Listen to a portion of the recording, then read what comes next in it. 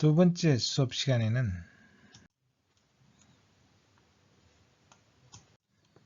이번 시간에는 생물의 다양성에 대해서 알아보도록 하겠습니다. 지구상에는 160만 종 이상의 다양한 생물이 서식하고 있습니다. 이렇게 생물을 구분하는 가장 기본적인 단위가 종입니다. 종이란 무엇인가에 대해서 알아보고 또 생물 분류 방법에 대해서도 알아보도록 하겠습니다. 그리고 오늘날 사용하고 있는 생물 분류에 대해서도 살펴보도록 하겠습니다. 생물을 구분하는 가장 기본적인 단위가 종입니다. 그러면 종이란 무엇이냐?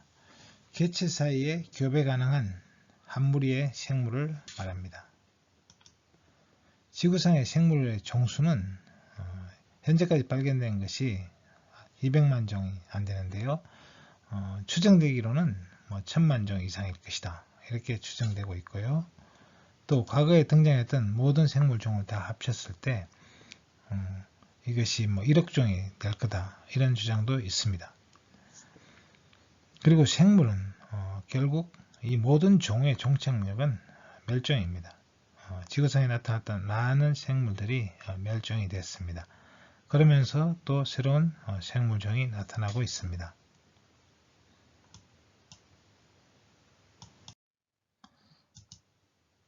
생물 종의 수를 보면 이 곤충이 이것은 2010년 자료입니다. 74만 종이 발견되어 있고 그리고 그러니까 제일 많은 생물종이 곤충이 되겠습니다. 그리고 다른 동물들은 전부 합쳐서 28만 종 정도가 되겠습니다. 그리고 식물은 29만 종이 되겠고요. 그리고 조류가 6만 6천 종, 그리고 원생생물이 3만 종 정도가 되겠습니다. 생물 분류법을 알아보도록 하겠습니다. 지구상의 생물들을 계통을 특정 기준에 따라 분류하는 것인데요. 현재 쓰이고 있는 생물 분류법은 기본적으로 린네 분류법을 사용하고 있습니다. 린네는 7단계로 구분했지만 오늘날에 와서는 여기 하나가 더 추가가 돼서 8계급으로 분류하고 있습니다. 자, 린네 분류법에서 가장 작은 단위가 종이 되겠습니다. 그리고 가장 큰 단위는 개였고 현재는 역이 되고 있습니다. 자, 그러면 이제 식물의 한 종류인 무궁화와 그리고 포유류의 한 종인 인간을 이제 이 분류법에 따라 비교해 보도록 하겠습니다. 자, 그러면 인간은 사람 종에 속하고 무궁화는 무궁화 종에 속하겠습니다. 그리고 무궁화는 아욱과에 속하고 사람은 사람과에 속하겠습니다. 그리고 그 위에 이제 영장류, 인간은 영장류목에 속하는 반면에 무궁화는 아욱목에 속하고 인간은 포유류 강에 속하는데 쌍떡잎 식물 강에 무궁화는 속하겠습니다. 그리고 인간은 이제 책색동물 문에 속하고 무궁화는 종자식물 문에 속하겠습니다. 그리고 그 위에 이제 사람은 동물계에 속하고 무궁화는 식물계에 속하겠습니다. 그래서 가장 윗단계에서는 이제 무궁화와 인간은 만나게 되겠습니다. 진핵 생물역에서 만나게 되죠. 자, 그리고 이제 이런 린네 7계급에서 현재 8계급 뿐만이 아니라 중간에 이제 많은 소분류가 들어가 있습니다. 개와 문 사이에는 아개가 있고 강과 문 사이에는 상강, 하문, 아문 이런 문들이 있습니다. 또 강과 목 사이에는 강 아래 아강이 있고 아강 아래 하강이 있고 하강 아래 소강, 소강 아래 대목, 상목 이런 식으로 이어집니다. 그래서 이 과정을 쭉 다 추가해 보면 이런 식으로 이제 추가가 되겠습니다. 그리고 종 아래에도 이제 종이라는 게 이제 가장 기본 단위이긴 하지만 그러나 이제 서로 좀 지역적으로 떨어져 있으면서 다른 종으로 이제 분류되고 진화하고 있는 그런 단계에 있는 아종이 있고요. 아종 밑에는 뭐 변종 밑에 품종이 있습니다. 우리가 항상 생각하는 식물의 품종이라는 것은 이게 서로 다른 종은 아니고 그러나 이제 구별되죠. 어떤 특징이. 그래서 품종이라는 말도 쓰고 있습니다. 생물 분류를 처음으로 시작한 사람은 만학의 아버지로 불리는 아리스토텔레스입니다. 기원전 4세기경에 그는 생물을 식물, 동물, 인간으로 이렇게 구분했습니다. 그는 이제 식물, 동물, 인간을 이제 역량이나 번식, 감각, 욕구, 이성이 있는 존재인가를 기준으로 구분했는데요. 그래서 식물, 동물, 인간으로 갈수록 고등생물이라고 이렇게 분류했습니다. 그래서 식물은 영양과 번식을 하고 동물은 여기에 감각과 욕구를 가지고 있고 그리고 인간은 여기에 이성을 가지고 있다. 이렇게 분류를 했습니다. 1866년에 와서 에른스트 해켈은 이 생물을 3계로 분류했습니다. 그래서 동물계, 식물계, 원생생물계로 이렇게 분류를 했는데 이것은 이제 미생물이 발견되면서 새로 추가가 된 것입니다. 인간은 당연히 동물계로 분류를 하고 있습니다. 그리고 1938년에 코플랜드라는 사람은 생물을 4계로 분류했습니다. 여기에는 이제 새로 발견된 이제 모네라라는 박테리아나 이런 것들이 추가가 됐습니다. 그리고 1969년에 로버트 휘테크는 여기에 다시 균계라는 계를 하나 더 추가해서 5계로 분류했습니다. 균계는 이제 핵과 세포벽안에서나 광합성을 하지 않는 식물이죠.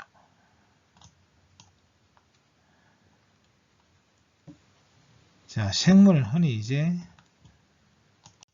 균계에는 곰팡이나 버섯과 같은 생물이 속합니다. 이들은 이동성이 없는 생물로 한때는 식물로 분류되다가 이제 새로운 계로 이제 분리가 된 것입니다. 생물 분류 체계가 어떻게 변천해 왔는지를 알기 쉽게 표로 살펴보도록 하겠습니다.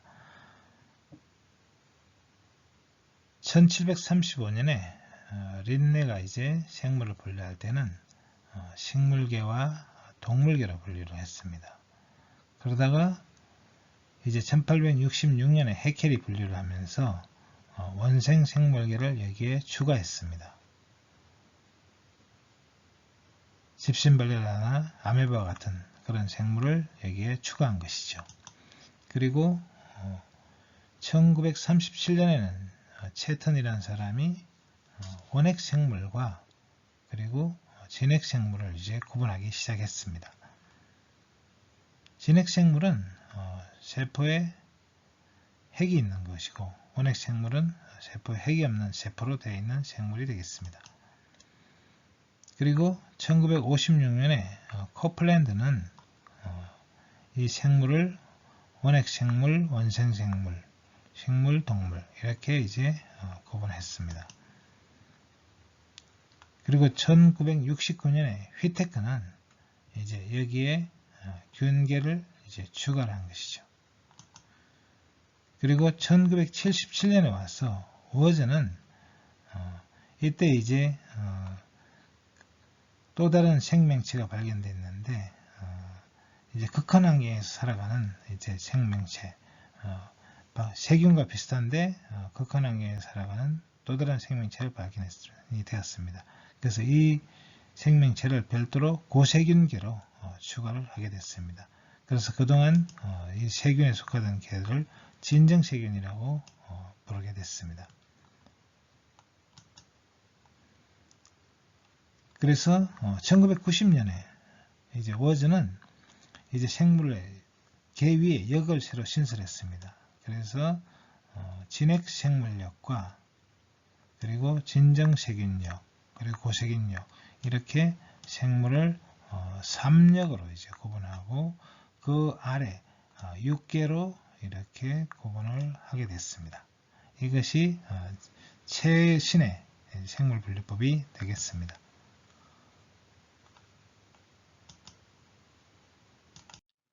현대 생물분류법을 계통수로 살펴보면 모든 종의 공통조상으로부터 3개의 역이 생겨났습니다.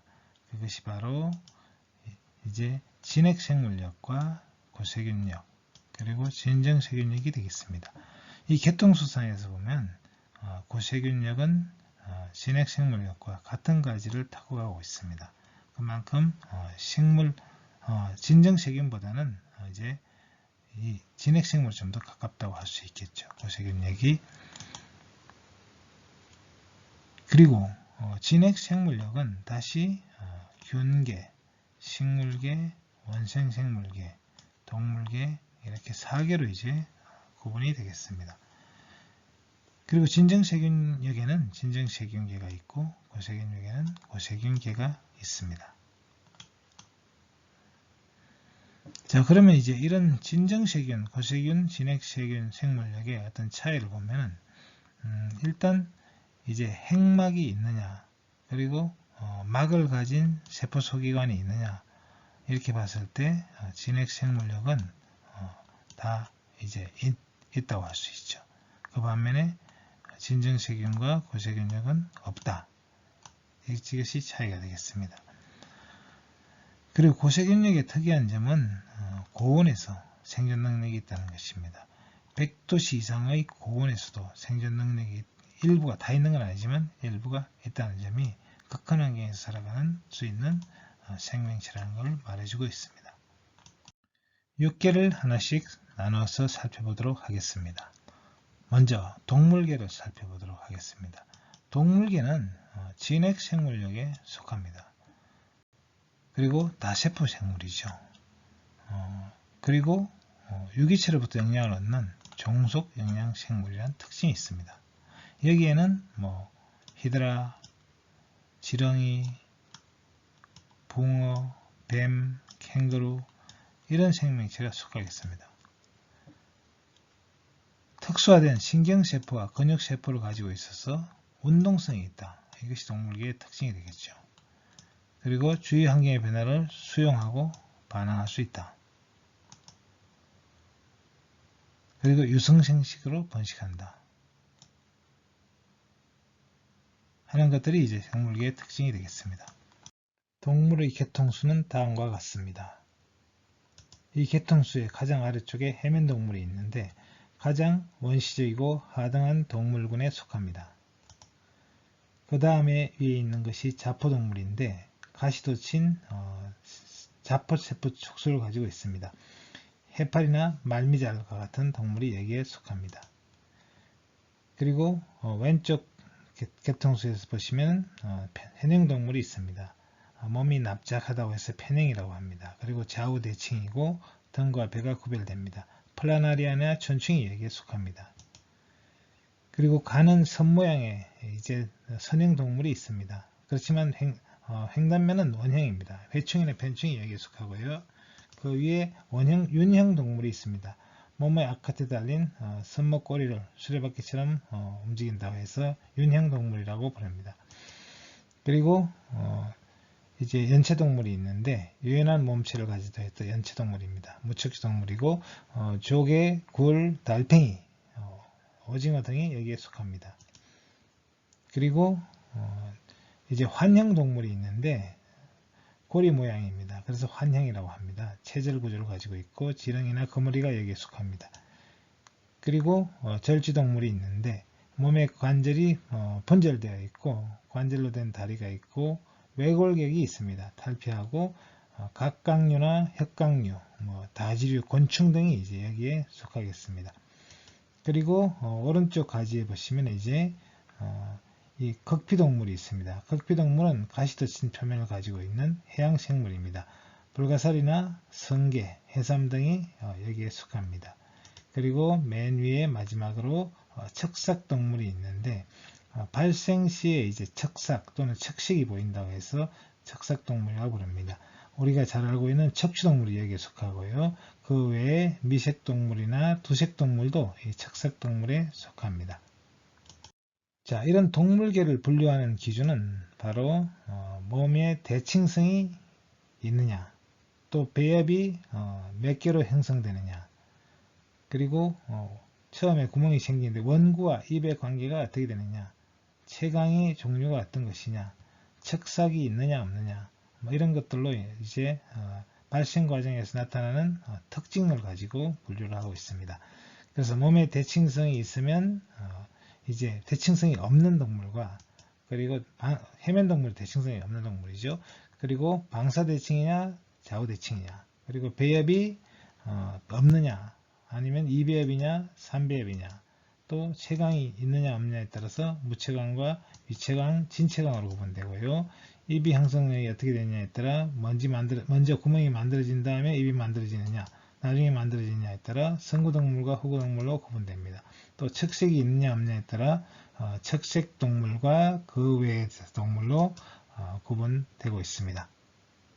자, 그러면 이 동물문들을 이제 한번 구분해 보도록 하겠습니다. 가장 먼저 해면동물이 있는데요. 이 해면동물은 몸에 대칭성이 없습니다. 그것이 이제 특징이고요. 그리고 이제 배엽이 형성될 때 이제 이배엽이 형성되고 방사대칭을 가지고 있는 동물이 이제 자포동물이 되겠습니다. 그래서 나머지 동물들은 전부 이제 좌우대칭 동물이 되겠습니다.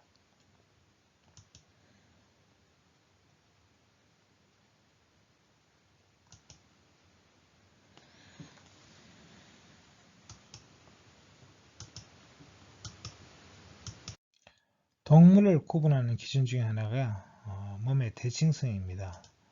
몸 구조의 대칭성이 있느냐 없느냐에 따라 분류를 하는데요. 가장 원시적인 동물인 해면동물은 대칭성이 없습니다. 그러나 다른 동물들은 방사대칭이거나 또는 좌우대칭입니다. 이 자포동물은, 해파리와 같은 자포동물은 방사대칭성을 가지고 있습니다. 그 외의 동물들은 전부 좌우대칭, 흑비동물도 방사대칭성을 가지고 있습니다. 그 외의 동물들은 다 좌우대칭이 되겠습니다. 그래서 대칭성이 없는 동물, 바로 해면이 되겠습니다. 해면동물, 그리고 방사대칭성을 가지고 있는 동물, 이런 동물들은 주로 이제 고착 생활을 하기도 하고 유형 생활을 하기도 하는데요. 이런 동물들은 이제 모든 방향에서 주어지는 자극, 앞뒤 좌우가 이제 없는 것이죠. 그래서 어느 방향에 주어진 자극이든 반응이 가능합니다. 대표적으로 해파리나 히드라를 들 수 있는데, 이런 동물은 자포동물에 속하고요. 해삼이나 불가사리는 이제 극피동물에 속하게 되겠습니다. 그리고 좌우대칭 동물은 앞뒤가 있고 좌우가 있고 또 머리와 꼬리가 있는 방향성이 나타나죠. 그래서 감각이 집중되는 부위가 생겨납니다. 그래서 이 부위가 발달해서 이제 나중에 중추신경계와 머리가 형성되게 됩니다. 나머지 동물들이 다 여기에 속한다고 할 수 있습니다. 동물은 또 배엽의 형성과 배엽의 수에 따라 분류할 수 있는데요. 배엽이란 뭐냐 하면 동물의 이제 배아가 발생하는 동안 이 세포의 그룹이 나눠지는데, 이 세포의 그룹을 배엽이라고 합니다. 동물체가 이제 진정한 어떤 조직과 기관을 형성하기 위해서 필요한 과정인데요. 동물은 보통 이제 2 내지 3개의 배엽을 만듭니다. 방사대칭을 가진 이제 자포동물은 2개의 배엽, 즉 외배엽과 내배엽을 갖고, 좌우대칭인 동물은 외배엽과 내배엽 사이에 중배엽을 만들어서 3개의 배엽을 갖습니다. 그리고 결국 이 배엽들은 결국 동물체를 구성하는 모든 세포와 이제 기관을 만들게 됩니다. 포배에서 이제 낭배로 이제 배엽이 형성되는 과정을 보면, 외배엽의 일부 세포가 그림에서 이제 오렌지색으로 표시한 것인데요. 안쪽으로 들어와서 배엽을 만듭니다. 이것이 내배엽이 되죠. 그리고 수정란은 이제 난화를 통해서 이제 포배강을 가진 포배가 되고, 포배는 또 낭배의 형성 과정을 거쳐서 세 개의 배열로 갖는 낭배가 되는데요. 결국 이 낭배가 이제 이제 성장해서 조직과 기관을 갖춘 하나의 개체를 만들게 됩니다. 배엽이 분화되는 과정을 보면 외배엽은 주로 이제 동물의 피부와 감각기관을 형성하게 되고요. 그리고 중배엽은 순환계나 생식계, 근육, 뼈와 같은 것들을 형성하게 되고요. 그리고 내배엽은 소화계, 호흡계, 내분비계 등을 형성합니다. 그리고 소화관은 이제 내배엽에 둘러싸인 내부의 이제 빈 공간을 형성하게 되죠. 그것이 채광이 되겠습니다. 그래서 동물은 이 배엽 형성을 하느냐 못하느냐, 또는 배엽수가 몇 개냐에 따라 이제 무배엽성 동물, 이배엽성 동물, 삼배엽성 동물로 나눠지는데요. 해면 동물은 이제 무배엽성 동물에 해당되고, 그리고 자포 동물은 이배엽성 동물이 되겠습니다. 그리고 나머지 이제 동물들은 편형, 선형, 윤형, 환형, 절지, 극피 이런 척석 동물들은 전부 삼배엽성 동물이 되겠습니다. 삼배엽성 동물은 원구의 발생의 차이와 중배엽이 어떻게 만들어지냐에 따라서 선구동물과 후구동물로 구분할 수 있는데요. 선구동물은 외배엽과 내배엽 사이에 원중배엽 세포가 생기고 이 세포 덩어리가 갈라져서 채광을 형성합니다. 후구동물은 원장의 일부가 이제 함입해서 채광을 형성합니다. 선구동물은 이제 입이 먼저 생기는 동물입니다. 그래서 원구가 입이 되고 그 반대쪽에 이제 항문이 생기죠. 여기에 속하는 이제 동물은 편형동물, 선형동물, 윤형, 연체, 환형, 절지동물들이 여기에 속합니다. 그리고 후구동물은 원구의 반대쪽에 입이 생기고 원구는 항문이 됩니다. 여기에 속하는 동물은 극피동물과 척삭동물이 속하겠습니다. 동물은 또 체강에 따라 분류할 수 있는데요. 체강이라고 하면은 뭐냐면 동물의 몸속에 있는 빈 공간을 의미합니다. 정확하게 말하면 이제 중배엽이 형성된 중배엽으로 둘러싸인 내부 공간이 바로 체강이 되겠습니다. 그래서 이 체강이 있느냐 없느냐에 따라서 구분할 수도 있고, 또 체강의 종류에 따라 이제 분류할 수 있는데요. 무체강 동물은 체강이 없는 동물입니다. 대표적인 게 이제 편형 동물이 되겠죠. 의체강 동물은 체강이 형성되긴 하지만 중배엽으로 완전히 쌓여 있지는 않은 그런 동물인데요. 선형 동물이나 윤형 동물이 여기에 속합니다. 그리고 진체강 동물은 체강이 완전히 중배엽으로 둘러싸여 있는 동물인데, 다른 동물들, 연체동물, 환형동물, 절지, 극피, 척석동물이 진체강 동물에 속하겠습니다. 동물계를 나누는 가장 큰 기준은 척색이라고 할 수 있습니다. 척색이 있는 동물을 척색동물이라고 하는데요. 척색동물에서만 척색이 형성되고 다른 동물군에서는 형성되지 않습니다. 그러면 척색이란 뭐냐? 척색동물의 일생이나 또는 발생 중 일정한 시기에 신경관과 병행하게 몸 전체에 걸쳐 형성되는 중배엽으로 몸의 지지작용을 하는 기관을 말합니다. 어류 이상의 척추동물에서는 이 척추가 된 후 이제 퇴화하게 되죠.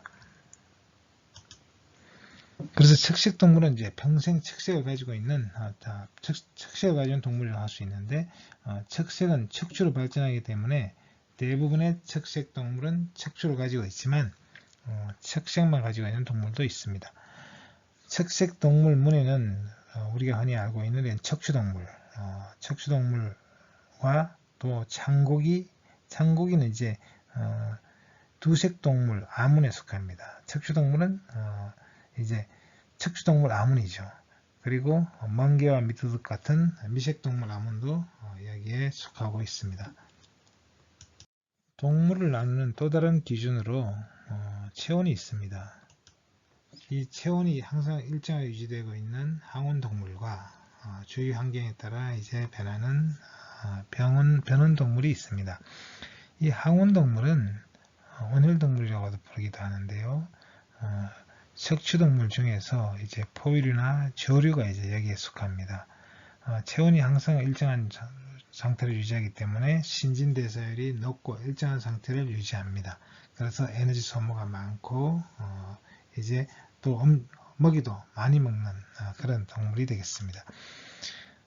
그 반면에 이제 변온동물은 주위 환경에 따라 온도가 바뀌기 때문에 온도에 따라 신진대사율이 많이 달라지게 됩니다. 그래서 겨울철이 되면 이제 신진대사가 제대로 이루어지지 않기 때문에 겨울잠을 자는 경우가 많습니다. 이 변온동물은 또 어떤 특징이 있느냐 하면 성이 결정될 때 이제 염색체에 따라 결정되기도 하지만 또 어떤 동물들은 온도에 따라 성이 결정되기도 합니다. 그래서 이 파충류 중에는 특히 이제 성장하는 단계에서의 온도에 의해서 성이 결정되기도 합니다. 예를 들어서 미시시피 악어의 경우는 32도씨를 기준으로 암컷과 수컷이 나눠집니다. 부화할 때 온도가 어느 온도냐에 따라 달라지죠. 바다 거북은 29도씨가 경계가 되고 또 다른 어떤 거북은 뭐 20도씨가 되기도 하고 20도씨에서 그러니까 정도에서 부화하면 암컷이 되고 22에서 26도씨에는 수컷이 되기도 합니다. 그리고 28도씨에는 암수 비율이 동일하나 30도 이상의 암컷이 됩니다. 그래서 만약에 이제 환경이 이제 오염으로 인해서 온도가 달라져 버리게 되면 이 개체의 어떤 성균형에 문제를 일으킬 수도 있습니다. 동물계가 출현한 것은 이제 약 6억 7,500만 년 전으로 추정되고 있는데요. 이것이 이제 모든 동물들의 공통조상이 이 점에 출현했고 그 이후 동물들은 이제 다양한 이제 문으로 이렇게 진화해 왔습니다. 자, 그런데 동물들을 구분할 때 몸의 대칭성이나 또는 배엽의 형성, 뭐 체강의 종류 이런 걸로 이제 우리가 구분해 왔습니다만 동물들이 이제 이런 진화 방향을 이제 이런 구분으로 또 알아볼 수 있는데요. 몸의 대칭성은 방사대칭에서 좌우대칭 쪽으로 진화하고 있는 것 같습니다. 그리고 배엽은 모배엽에서 이제 이배엽, 삼배엽으로 진화하고 있고요. 그리고 원구와 입의 관계는 성구동물에서 후구동물로, 그리고 체강은 무체강에서 진체강 쪽으로 진화하고 있는 것으로 판단됩니다. 다음은 식물계에 대해서 알아보겠습니다. 식물계는 다세포 진핵 생물이고 엽록체가 있어서 광합성을 하며 유기물을 생산하는 독립영양 생산 생물입니다. 엽록소가 있고 셀룰로스를 주성분을 하는 세포벽이 있습니다. 또 운동성이 없고 건조한 육상 생활에 적응하기 위해서 잎, 줄기, 뿌리와 같은 기관이 분화되어 있고 관다발이 발달해 있습니다.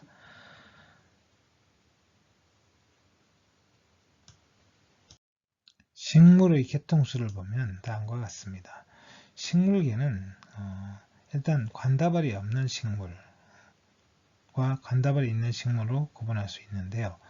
관다발이 없는 식물의 대표적인 식물이 바로 선태식물입니다. 이끼, 소리끼나 옷선이끼와 같은 얘는 이끼류가 여기에 속하고요. 그리고 나머지 식물들은 관다발이 있습니다. 자, 식물의 줄기를 보면 중심에 이제 쑥이 있고 그 바깥에 물관과 그리고 체관이 있습니다. 그리고 형성층이 있는데요. 이 층을 이제 우리는 관다발이라고 부릅니다. 자, 관다발이 있는 식물 중에서 그 다음 단계로 나타난 식물이 종자가 없는 식물입니다. 무종자 식물인데요. 대표적으로 이 양치식물에 속하는 고사리를 들 수가 있겠습니다. 그리고 종자가 있는 식물, 종자식물로 구분이 됩니다. 자, 종자식물은 또 이제 밑씨가 이제 겉에 드러나는 겉씨식물, 대표적으로 은행나무, 소나무 등이 여기에 속합니다. 꽃이 피지 않는 그런 식물이 되겠죠. 그리고 속씨식물이 있는데 밑씨가 씨방 속에 들어 있습니다. 또 이 식물들은 이제 꽃을 피우기 때문에 현화식물이라고도 불립니다. 그래서 이 속씨식물에는 민들레, 배어나 우리가 흔히 꽃이 피는 볼 수 있는 식물들이 다 여기에 속하겠습니다.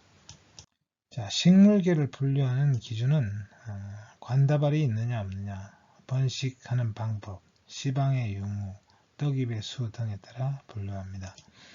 그래서 관다발이 있느냐 없느냐에 따라서 무관다발 식물과 관다발 식물로 나눌 수가 있고요. 무관다발 식물의 대표적인 식물이 바로 이 길이와 같은 선태식물이 되겠습니다. 그리고 관다발 식물은 이제 그 외의 식물들이 다 관다발 식물에 속하겠습니다. 그리고 번식하는 방법에 따라서는 이제 포자로 번식하느냐 아니면 종자로 번식하느냐에 따라 종자식물과 양치식물로 구분할 수 있습니다. 그리고 씨방이 있느냐 없느냐에 따라서 씨방이 없는 식물, 거시식물과 씨방이 안에 들어있는 속시식물로 구분할 수 있습니다. 그리고 또 이제 이 속시식물은 떡잎이 몇 장이냐에 따라서 외떡잎 식물과 쌍떡잎 식물로 구분하고 있습니다. 선태식물에 대해서 알아보겠습니다. 선태식물이란 관다발이 발달하지 않은 작은 초본성 식물입니다. 수중생활에서 육상생활로 옮겨가는 중간 단계의 특성을 가지고 있고요. 수정을 위해서 배우자가 이동할 때 물이 필요하기 때문에 물 주변에서만 생활할 수 있습니다. 또 작은 동물의 서식지 역할을 하고 습지에서 이제 토탄을 형성하여 광합성에 의해 유기물로 전환된 탄수를 저장하는 역할을 합니다. 특징은 물가에서 주로 지살한다는 것이고요. 헛뿌리는 형성되지 않았지만 기관이 분화되지 않고 관다발이 발달하지 않았습니다. 꽃이 피지 않고 포자로 번식합니다. 일생 중 대부분의 시기를 이제 배우체 상태로 보내므로 주변에서 흔히 보는 이끼는 이제 배우체가 되겠습니다. 선태식물은 이제 분류를 하면 설류와 태류 그리고 각태류로 나눌 수 있는데 설류는 이제 솔이끼나 물이끼가 속하고요. 태류는 우산이끼, 비늘이끼 그리고 각태류에는 뿌리끼가 속하겠습니다. 다음 양치식물에 대해서 알아보겠습니다. 양치식물이란 관다발이 있는 식물 중에서 이제 무정자 식물인데요. 선태식물과는 다르게 뿌리로 몸을 지탱하고 관다발이 있으며 위로 길게 자라는 길이 생장을 합니다. 습한 환경에서 주로 서식하고 잎, 줄기, 뿌리의 구분이 뚜렷합니다. 관다발을 가지고 있어서 물질 수송이 가능하긴 하지만 헛물관과 체관으로 이어진 관다발이 있기 때문에 형성성이 없습니다. 양치식물은 이제 석송과 같은 이제 석송류와 쇠뜨기와 같은 쇠뜨기류 그리고 고사리, 고비와 같은 고사리류로 분류되고 있습니다. 종자식물에 대해서 알아보겠습니다. 종자식물은 육상생활에 가장 잘 적응한 식물물이라고 할 수 있습니다. 종자를 생산해서 번식합니다. 종자식물의 특징은 뿌리, 줄기, 잎의 구별이 뚜렷하고 관다발이 체계적으로 발달했습니다.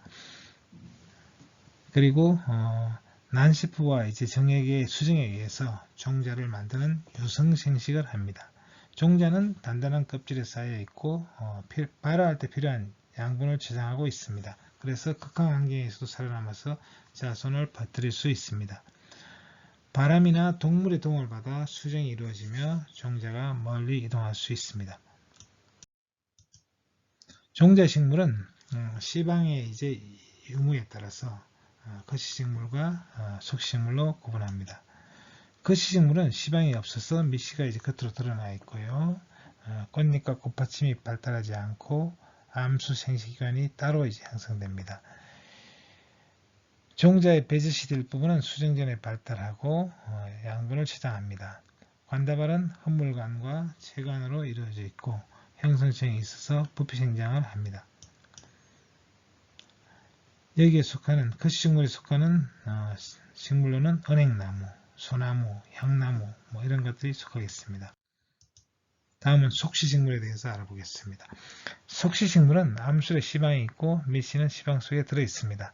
꽃잎이나 꽃받침이 발달되어 있고 밑씨가 이제 수정한 후 종자를 형성합니다. 관다발은 물관과 채관으로 되어 있고 오늘날 가장 번성하고 있는 식물이 바로 속시식물이고요. 식물의 약 90%를 차지하고 있습니다. 종류는 떡잎의 수에 따라서 외떡잎식물과 쌍떡잎식물로 구분되는데 외떡잎식물의 예로는 벼, 보리, 붓꽃을 들 수 있고요. 쌍떡잎식물로는 장미, 콩, 민들레와 같은 식물을 들 수가 있겠습니다. 다음은 원생식물에 대해서 알아보겠습니다. 원생식물은 동물, 식물 균기에 속하지 않는 나머지 진핵생물을 총칭하는 분류가 되겠습니다. 독립영양생물도 있고 여기에는 종속영양생물도 있습니다. 여기에는 유글레라나 돌말, 집신벌레, 미역, 아메바 같은 생물이 여기에 속하겠습니다. 단세포 생물이고 또 있고 다세포 생물도 있습니다. 무성생식을 하는 것도 있고 유성생식을 하는 것도 있습니다. 왜 이렇게 다양하냐면 결국 동물, 식물 균기에 속하지 않는 나머지 진핵생물 다 모아놨기 때문에 이렇게 다양한 생물군이 이루어지고 있는 것입니다. 그래서 원생생물 중에는 동물에 가까운 동물 같은 원생생물이 있는데 대표적으로 선모충류, 편모충류 이런 종류가 있겠습니다. 그리고 식물 같은 또 원생생물이 있어요. 여기에는 기조류, 돌말과 같은 기조류나 바닷말과 같은 해조류가 여기에 속하고 여기에는 미역, 김, 다시마 이런 것들이 속합니다. 그리고 또 균류 같은 원생생물도 있습니다. 여기는 점균류, 난균류가 여기에 속하십니다. 다음은 균계에 대해서 알아보겠습니다. 균계는 진핵생물의 한 가지로 이동성이 없는 생물들입니다. 다른 유기체로부터 영양을 얻는 종속영양생물이고요. 대표적으로 효모, 곰팡이, 버섯이 여기에 속합니다. 특성을 보면 대부분 다세포 생물입니다. 효모를 제외하고는 이 균계는 이제 세균과 함께 육상 생태계에서 중요한 분해자입니다. 유성 또는 무성으로 포자를 만들어 번식합니다. 그리고 이 균계는 이제 식물의 생존과 성장에 굉장히 필수적인 그런 존재입니다.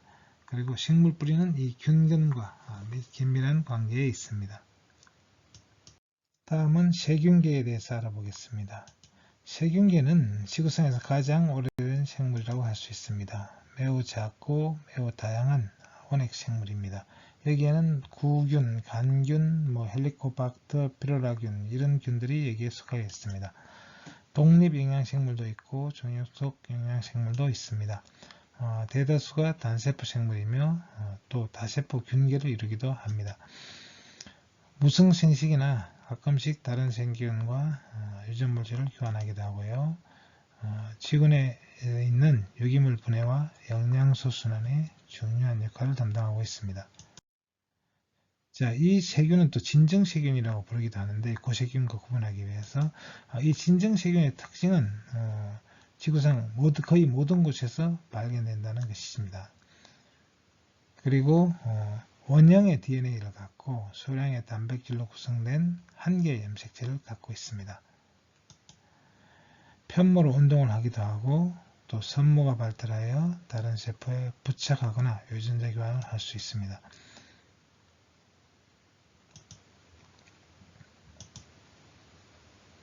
주로 이제 분열법으로 정식하고 환경이 나빠지면 내성포자를 형성하여 수면 상태에 있다가 환경이 좋아지면 다시 정식합니다.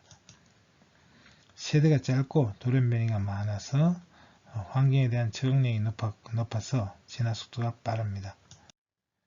자, 진정세균은 이제 영양방식에 따라 종속영양세균과 독립영양세균으로 구분합니다. 종속영양세균은 스스로 유기물을 합성하지 못하고 다른 생물이 만든 유기물을 이용하여 살아갑니다. 대장균이나 콜레라균, 젖산균 등이 여기에 속합니다. 독립영양세균은 스스로 유기물을 합성하여 살아가는 세균입니다. 유기물을 합성할 때 사용하는 에너지에 따라 화학 에너지를 사용하면 화학합성 세균, 빛을 이용하면 광합성 세균으로 구분합니다. 자, 화학합성 세균은 이제 무기물을 산화시켜서 발생하는 화학 에너지를 이용해서 유기물을 합성합니다. 여기에는 철세균, 황세균, 아질산균, 질산균 등이 속합니다. 아질산균은 토양세균으로 암모니아 이온을 산화하여 아질산 이온을 생성하기 때문에 질소순환에 중요한 역할을 하고 있습니다. 광합성 세균은 빛 에너지로 광합성하여 유기물을 합성합니다. 여기에는 남세균이 있는데요. 남세균은 이제 엽록체, 결국 진핵세포에 들어있는 엽록체의 기원이 된 생물로 생각되고 있습니다. 단세포이긴 하지만 여러 세포가 모여 군체를 이루기도 하고요. 그래서 광합성을 하는 세균입니다. 호수나 강물이 이제 녹색으로 변하는 녹조 현상은 남세균이 급증해서 나타나는 현상이기도 합니다. 다음은 고세균에 대해서 알아보겠습니다. 고세균은 심해 열수구나 염전이나 염호, 화산, 온천 등 극한 환경에 서식하는 단세포 nek생물입니다. 대부분 무기물이나 유기물을 산화시켜 에너지를 얻습니다. 펩시도 글리칸 성분이 없는 세포벽을 가지고 세포막을 구성하는 지질 성분도 진정세균과 좀 다릅니다. 그래서 이제 진정세균보다는 오히려 진핵세포에 좀 더 가깝다고 할 수 있습니다. 실제로 진정세균보다 진핵생물과 유사한 특징이 더 많습니다. 고세균의 전사 번역에 관여하는 주전자는 진핵생물과 더 유사합니다. 자, 고세균을 분류를 해보면 서식지나 특징에 따라 극호염균, 극호열균, 메테인 생성세균 등으로 구분하고 있습니다. 극호염균은 호염성 고세균, 다시 말해서 소금을 좋아하는 호염성 고세균입니다. 이 고세균은 오래된 세균이라는 뜻입니다. 옛날부터 있었기 때문에. 그래서 염전이나 사야 등과 같이 염분 농도가 높은 곳에서 서식합니다. 구형이나 막대형, 정육면체 형태도 다양합니다. 그리고 극호열균은 호열성 고세균입니다. 열을 좋아하는 거죠. 황이 풍부한 화산 온천이나 심해 열수고 등에서 고온의 환경에서 서식합니다. DNA와 단백질이 높은 온도에서도 안정된 상태로 유지됩니다. 심지어 100도씨가 넘는 환경에서도 서식할 수 있다고 합니다. 메테인 생성 세균은 혐기성 세균입니다. 습지, 늪, 초식동물의 장이나 또는 하수처리시설, 심해 서식지, 이런 산소가 부족한 환경에서 서식합니다. 이산화탄소를 이용하여 수소를 산화하는 과정에서 메테인을 생성합니다.